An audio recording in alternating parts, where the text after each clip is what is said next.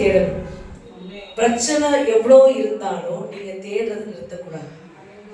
யோபுக்கு பிரச்சனை நிறைய இருந்துச்சு, ஆனா அவர் தேடிக்கொண்டேதான் இருந்தாரு, ஸ்தோத்திரம் பண்ணிக்கொண்டே இருந்தாரு. எல்லாவற்றுக்கும் ஸ்தோத்திரம் ஸ்தோத்திரம். அந்த 2வது அதிகாரம் முதல் வசனத்துல சொன்ன ஸ்தோத்திரம் மட்டும் இல்ல, அவர் கடைசி வரையும் ஆண்டவரோட பேசிட்டு தான் இருந்தாரு. ஆமென். பிரச்சனை மாறிட்டே இருந்துச்சு, பெருசாயிட்டே இருந்துச்சு, ஆனா ஆண்டவரோட ஜெபிச்சு கொண்டே இருந்தாரு. ஹல்லேலூயா. நம்ம கூட ஆண்டவர் இன்னைக்கு அழைக்கிறது என்ன அப்படின்னா, உன்னுடைய சிச்சுவேஷன், உன்னுடைய பிரச்சனைகள் எப்படி வேணா இருக்கலாம், அது ரொம்ப நாளா இருக்கலாம், ரொம்ப வருஷமா இருக்கலாம், ஆனா தொடர்ந்து ஜெபம் செய். தொடர்ந்து ஆண்டவரை நோக்கி கூப்பிடு. கர்த்தர் உனக்கு ஒத்தாசையாகும். நீங்க சொல்ல முடியுமா, நான் ஜெபிச்ச ஜெபத்தை ஆண்டவர் கேட்கவே இல்லை அப்படின்னு? அல்லேலூயா. லேட் ஆகுமே தவிர கண்டிப்பா கர்த்தர் கேட்டு தாமதித்திருப்பார். தாமதத்துக்கும் 1000 காரணங்கள் இருக்கும், அது பின்னால நமக்கு விளங்க செய்வார். இதையெல்லாம் மாற்றும்படியே நான் தாமதித்தேன் சொல்லுவார். அல்லேலூயா. ஜெபத்தை கேட்கிறவர் என்று நம் நேசருக்கு பேர் உண்டு. ஆமென். அல்லேலூயா. அப்ப அந்த நம்பிக்கையோடு அவரை பார்த்து ஜெபம் பண்ணுங்கள். அல்லேலூயா.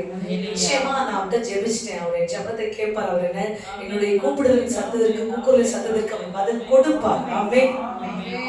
அப்படிப்பட்ட நம்பிக்கையோடு இந்த ஸ்திரீயானவள் வந்தது நிமித்தம் அவள் விடுதலை பெற்றாள். ஆமென். அல்லேலூயா. அது எத்தனை வருஷம் பிரச்சனையா இருந்தாலும் விடுதலை தான். ஆமென். அடுத்ததா லூக்கா 18ஆம் அதிகாரம் முதல் வசனத்தை வந்து வாசிக்கலாம். முதல் வசனத்திலிருந்து லூக்கா 18. சோர்ந்து போகாமல் எப்பொழுதும் ஜெபம் பண்ண வேண்டும் என்பதை குறித்து அவர்களுக்கு அவர் உவமையை சொன்னார். ஒரு பட்டணத்திலே ஒரு நியாயாதிபதி இருந்தான். அவன் தேவனுக்கு பயப்படாதவனும் மனுஷனை மதியாதவனுமாய் இருந்தான். அந்த பட்டணத்திலே ஒரு விதவையும் இருந்தாள். அவள் அவனிடத்தில் போய், எனக்கும் என் எதிராளிக்கும் இருக்கிற காரியத்தில் எனக்கு நியாயம் செய்ய வேண்டும் என்று விண்ணப்பம் பண்ணினான். வெகு நாள் வரைக்கும் அவனுக்கு மனதில்லாதிருந்தது. பின்பு அவன், நான் தேவனுக்கு பயப்படாமலும் மனுஷரை மதியாமலும் இருந்தும் இந்த விதவை என்னை எப்பொழுதும் தொந்தரவு செய்கிறபடியினால் இவன் அடிக்கடி வந்து என்னை அலட்டாதபடிக்கு இவளுக்கு நியாயம் செய்ய வேண்டும் என்று தனக்குள்ளே சொல்லிக் கொண்டான் என்றார். பின்னும் கர்த்தர் அவனை நோக்கி, அநீதியுள்ள அந்த நியாயாதிபதி சொன்னதை சிந்தித்து பாருங்கள். அந்தபடியே தேவன் தம்மை நோக்கி இரவும் பகலும் கூப்பிடுகிறவர்களாகிய தம்மால் தெரிந்து கொள்ளப்பட்டவர்களின் விஷயத்தில் நீடிய பொறுமை உள்ளவர்களாய் இருந்து அவர்களுக்கு நியாயம் செய்யாமல் இருப்பாரோ, சீக்கிரத்திலே அவர்களுக்கு நான் நியாயம் செய்வார் சொல்லுகிறேன். சீக்கிரத்துல கர்த்தர் உங்களுக்கு நியாயம் செய்வார். இந்த நீதிக்கும் நியாயத்துக்கும் காத்திருக்கும் போது நீங்க பாத்தீங்கன்னா, இன்னைக்கு நிலவரத்துல கோர்ட்ல போய் ஒரு கேஸை போட்டீங்கன்னு வச்சுக்கோங்க, அது போகும் 15 வருஷம், நீதியும் கிடைக்காது, நியாயமும் கிடைக்காது. இந்த நீதி நியாயத்துக்கு ரொம்ப நாள் போராட வேண்டியதா இருக்கும்.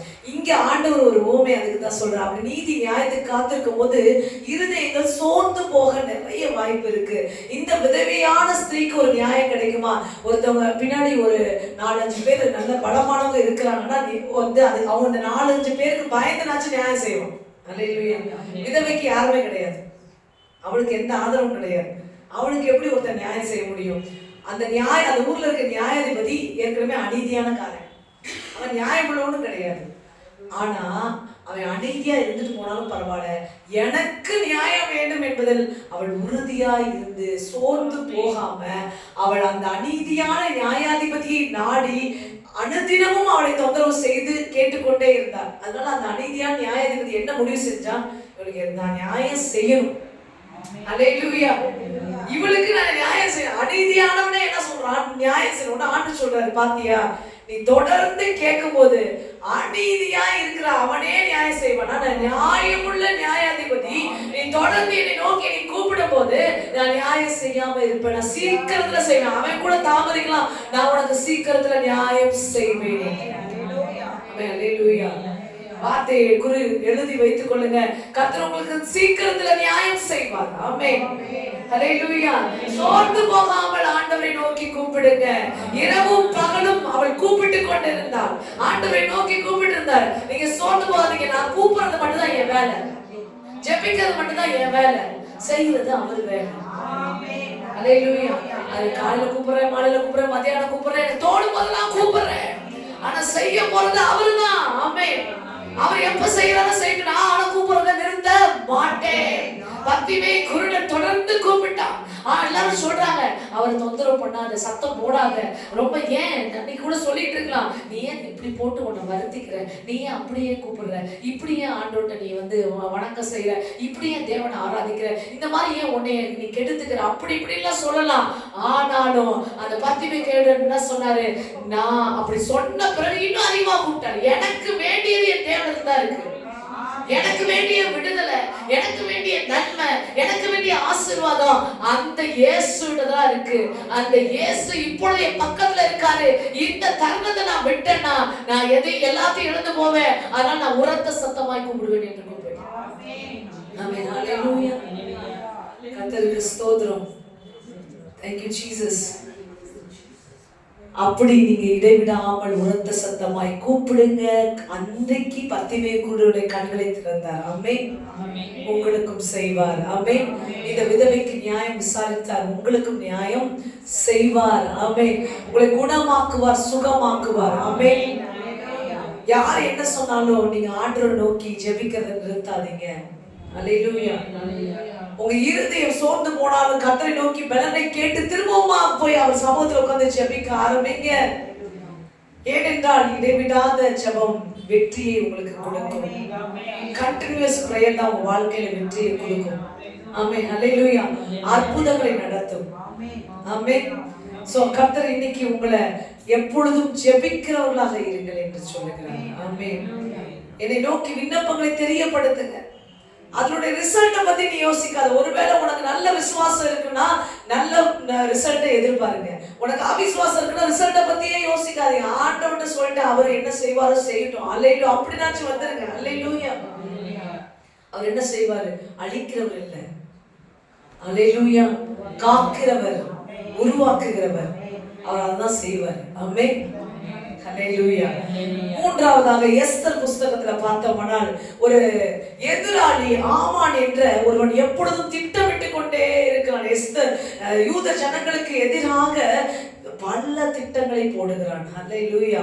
அந்த திட்டங்களை எல்லாம் அறிந்த மொர்தெகாய் எஸ்தரிடம் வந்து சொல்றாங்க, இந்த மாதிரி யூதர்களுக்கு விரோதமாக ஆமான் இப்படிப்பட்ட திட்டங்களை எழுதி யூதனை அழிக்க வேண்டும். ஒண்ணு மட்டும் தெரிஞ்சுக்கோங்க, கர்த்தர் நோக்கி கூப்பிடுற உங்களை அழிக்கணும்னு நினைச்சா அவன் தான் அழிஞ்சு போவான். நல்லா இதை நீங்க உறுதியா வச்சுக்கோங்க. உங்களை அழிக்கணும்னு யார் நினைச்சானோ அவன் அழிவு ஸ்டார்ட் ஆயிடுச்சு. அல்லேலூயா. ஏன்னா நீ யாரையும் அழிக்கணும்னு நினைக்கல. கர்த்தருடைய பிள்ளைங்க அப்படி நினைக்க மாட்டாங்க. சில பேர் நினைக்கலாம், அவன் ஆண்டவரை தான் வணங்குறான், நானும் ஆண்டவரை தான் வணங்குறேன், கடவுள் யாருக்கு உதவி செய்வாரு, என் கடவுளுக்கு நியாயம் தெரியாதா? அல்லேலூயா. கடவுளுக்கு நீதி தெரியாதா? யார் ஜெபத்தை கேட்கணும் அவருக்கு தெரியாதா? அல்லேலூயா. அநியாயமா ஒரு ஜெபத்தை பண்ணும்போது கடவுள் அதுக்கு உதவி செய்வாரா? அல்லேலூயா. அதனால அவன் யாரோ வணங்கினாலும் கர்த்தரை வணங்குற நபராக இருந்தா கூட அவன் அநியாயமா ஜெபிப்பானா அந்த ஜெபத்தை கர்த்தர் கேட்க மாட்டாரு. அது அந்த ஜெபங்கள் சத்துரு பிசாசுக்கு தான் போகும். அந்த ஜெபங்கள் ஆண்டவர்கிட்ட போகாது. அல்லேலூயா. அதனால நீங்க அதுக்காக பயப்படாதீங்க. இங்க பாருங்க, ஆமான் எப்படி திட்டம் தீட்டி யூத குலத்தை அழிக்க வேண்டும் என்று முயற்சி பண்ணினான். அதுல மொர்தெகாயை முதலாவது அழிக்க வேண்டும் என்ற திட்டத்தோடு ஆண்டவருடைய ரத்தத்துல உங்களை கழுவி செய்தியை கேட்க வைங்க. ஹல்லேலூயா. ஹல்லேலூயா. சிந்தனைகளை ஆண்டவருடைய ஒப்பு கொடுங்க. ஹல்லேலூயா. Thank you Jesus. பாருங்க, ஆமானுடைய திட்டங்கள் மொர்தெகாயை அழிக்க வேண்டும் என்று இருந்தது. ஹல்லேலூயா. ஆனா கர்த்தர் என்ன செய்தார்? யார் ஜெபத்தை கேட்டாரு? எஸ்தர் என்ன பண்ணா? மொர்தெகாய் போய் சொல்றாங்க எஸ்தர்ட்ட. படிச்சிடலாம். எஸ்தர் 4ஆம் அதிகாரம் 13வது வசனத்திலிருந்து. மொர்தெகாய் எஸ்தருக்கு திரும்ப சொல்ல சொன்னது, நீ ராஜாவின் அரண்மனையில் இருக்கிறதினால் மற்ற யூத தப்பக்கூடாது இருக்க நீ தப்புவாயென்று உன் மனதிலே நினைவு கொள்ளாதே. நீ இந்த காலத்திலே மௌனமாயிருந்தால் யூதருக்கு சகாயமும் ரட்சிப்பும் வேறொரு இடத்திலிருந்து எழும்பும். அப்பொழுது நீயும் உன் தகப்பனும் குடும்பத்தாரும் அழிவீர்கள். நீ இப்படிப்பட்ட காலங்களுக்கு உதவியாய் இருக்கும்படி உனக்கு ராஜ மேன்மை கிடைத்திருக்கலாமே யாருக்கு தெரியும் என்று சொல்ல சொன்னார். அப்பொழுது எஸ்தர் மொர்தெகாய்க்கு மறுபடியும் சொல்ல சொன்னது, நீ போய் சூசானில் இருக்கிற எல்லாரையும் கூடி வர செய்து 3 நாள் அல்லும் பகலும் புசியாமலும் குடியாமலும் இருந்து எனக்காக உபவாசம் பண்ணுங்கள், நானும் என் தாதிமாரும் உபவாசம் பண்ணுவோம். இவ்விதமாக சத்தத்தை மீறி ராஜாவினிடத்தில் பிரவேசிப்பேன், நான் செத்தாலும் சாகிறேன் என்று சொல்லச் சொன்னார். அப்பொழுது மொர்தெகாய் புறப்பட்டு போய் எஸ்தர் தனக்கு கற்பித்தபடியெல்லாம் செய்தான். ஹல்லேலூயா. இந்த ஜெபத்தை, இந்த 3 நாள் உபவாசம் அல்லும் பகலும் புசியாமல் இருந்து எஸ்தர் பண்ண அந்த ஜெபத்தின் நிமித்தம் கர்த்தர் அகாஸ்வேர் ராஜாவுடைய கண்ணுல தயவு உண்டு பண்ணி யூதர்களை தப்புவித்தார். காரியம் மாறுதலாய் முடிந்தது. ஹல்லேலூயா.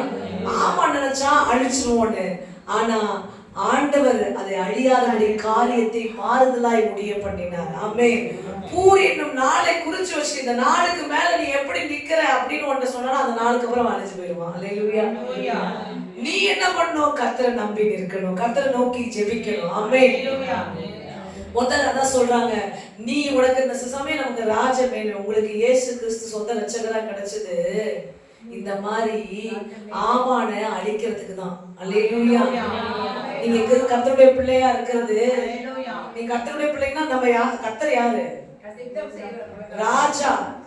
அல்லேலூயா. ராஜாவோட பிள்ளைங்க யாரு? ராஜாத்திகளும் ராஜகுமாரர்களா இருக்கிறாங்க. அப்ப நம்ம ராஜ மேன்மையில தானே இருக்கிறோம். நீங்க ஒரு வஸ்திரம் போடுறீங்க, எப்படி போடுறீங்க? சொல்லுங்க, உங்க வஸ்திரங்கள் எப்படி இருக்கிறது? ஆமா, ஒரு இடத்துக்கு நீங்க கிளம்பி போனீங்கன்னா உங்களை யாரும் அடிச்சுக்க முடியாது. அல்லேலூயா.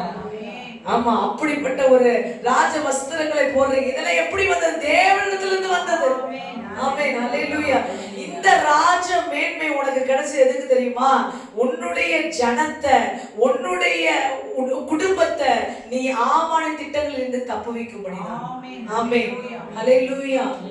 நம்ம எல்லாம் எஸ்தர் ராஜாத்திகளாக இருக்கிறோம். ஹல்லேலூயா. அதனால நீங்க அந்த ராஜ மேன்மையை தக்க சமயத்தை நீங்க பயன்படுத்தலைன்னா மொர்தெகாய் சொல்றாரு, அழியும் போது நீ அழிஞ்சு போயிடுவ. அல்லேலூயா. அப்ப உன்னிடத்துல கேட்டு, தேவனிடத்துல கேட்டு பெற்றுக்கொண்டு அந்த ராஜ மேன்மையை எடுத்துக்கொண்டு நீ நில்லு. எஸ்தரை போல இரவும் பகலும் தேவனுடைய சமூகத்துல நில்லு. ஆமென். அப்போதான் ஆமானின் திட்டங்கள் எல்லாம் அழிந்து போகும். ஆமென். உனக்கு சுகவாழ்வு உண்டாகும். சோ இந்த 3 உதாரணங்கள்ல, இந்த 3 ஸ்திரீகளிலும் நாம் தெரிந்து கொள்வது, நாம் தேவனை இடைவிடாமல் தேட வேண்டும் என்பதுதான். ஆமென். ஹல்லேலூயா. இவர்கள் எப்படி, முதல் ஸ்திரீயானவள் வியாதியோடு போராடி கொண்டிருந்தால், ஆனாலும் எனக்கு பலனை சில பேர் பார்த்தீங்கன்னா விமன்ஸ் தலைவலி வயிற்று வலி சர்ச்சைக்கே வர மாட்டாங்க. ஹல்லேலூயா. இல்ல, ஆமா, அவளுடைய மிகப்பெரிய 18 வருஷம் போய் என்ன நடந்துச்சு, இன்னைக்கு போனா மட்டும் எதாவது நடந்துடும் அப்படின்னு நினைக்கிறாங்க. ஹல்லேலூயா. சோ உங்களுடைய தேடல், உங்களுடைய விசுவாசம் தேவன் பேரில் இடைவிடாமல் எவ்வளவு வருஷம் ஆனாலும் அப்படியே இருக்கட்டும், மாறாம இருக்கட்டும். ஆமென். அப்போது உங்க வாழ்க்கையில ஒரு மாற்றம் உண்டாகும். ஆமென். அவள் வியாதியோடு போராடி அப்படி வெற்றி பெற்றாள். ஆமென். அடுத்ததாக அந்த விதவையான ஸ்திரீ ஆண்டவர் ஓமையாக சொல்றாரு, இடைவிடாம தேடு, நான் உனக்கு சீக்கிரத்துல எல்லாவற்றையும் செய்து முடிப்பேன். மூன்றாவது, எதிராளி திட்டம் போட உடனே அவனை அழிக்கணும்னு பக்கத்து வீட்டுல உட்காந்து பிளான் மேப் போட்டுக்கிட்டே இருக்கலாம், ஆனா அவன் தான் அழிஞ்சு போவான். எத்தனை திட்டங்கள் போட்டாலும் நீ ஆண்டவர் நோக்கி கூப்பிடுற வரையும் அவனுக்கு அழிவுதான்.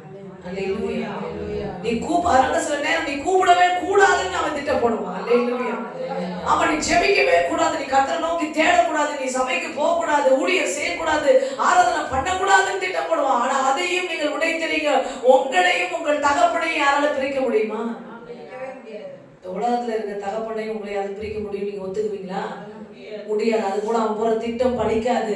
நீங்க தகப்பனா அறிந்திருக்கிற வரையும் அவன் என்ன திட்டம் போட்டாலும் அவரை நோக்கி கூப்பிட ஆரம்பிச்சிருவீங்க. அந்த திட்டம்லாம் அவரை கூப்பிடுறதுல தடுக்க முடியாது. எப்ப தெரியுமா? நீ தகப்பன் என்ற ஸ்தானத்தில் இருந்து அவரை நீ கண்ணோக்கி வைத்திருக்கும் போது உன்னையும் தகப்பனை பிரிக்க முடியாது. என்ன ஆனாலும் என் தகப்பன் எனக்கு தேவை. யோபு போனவர், என்ன ஆனாலும் அவர் எனக்கு தேவை, என் மீட்பர் எனக்கு வேண்டும் என்று. ஆமென். அப்படி நீ இருக்க முடியும். ஆமென். ஹல்லேலூயா. கர்த்தர் அவ்விதமாக உங்களை ஆசீர்வதிப்பார். இத்தனை பத்திமையோட வாழ்க்கையில் அற்புதம் செய்தவர், யோபோட வாழ்க்கையில் அற்புதம் செய்தவர், சிறையிருப்பை மாற்றினவர், அந்த 18 வருஷமான அந்த ஸ்திரீயோட வாழ்க்கையில் சுகத்தை கொடுத்தவர், எஸ்தருடைய ஜெபத்தை கேட்டு ஆவண திட்டங்களை அழித்து போட்டவர், இன்றைக்கு உனக்கும் அப்படியாக செய்து வெற்றி வாழ்க்கையை கொடுப்பார், சமாதானத்தை கொடுப்பார், விடுதலையை கொடுப்பார் என்று கர்த்தர் உங்களுக்கு சொல்லுகிறார். கண்களை மூடி நாம் ஜெபிக்கலாம். நன்றி இயேசுவே, நன்றி இயேசுவே. ஸ்தோத்திரிக்கிறோம், ஸ்தோத்திரிக்கிறோம். Thank you Lord, thank you Lord. அப்பா உம்மை ஸ்தோத்திரிக்கிறோம். இன்றைக்கு நீங்க எங்களுக்கு வெற்றி கொடுப்பதற்காக நன்றி செலுத்துகிறோம். அப்பா நீர் என்னோடு இருக்கும்போது என்னாலும் வெற்றி வெற்றியே.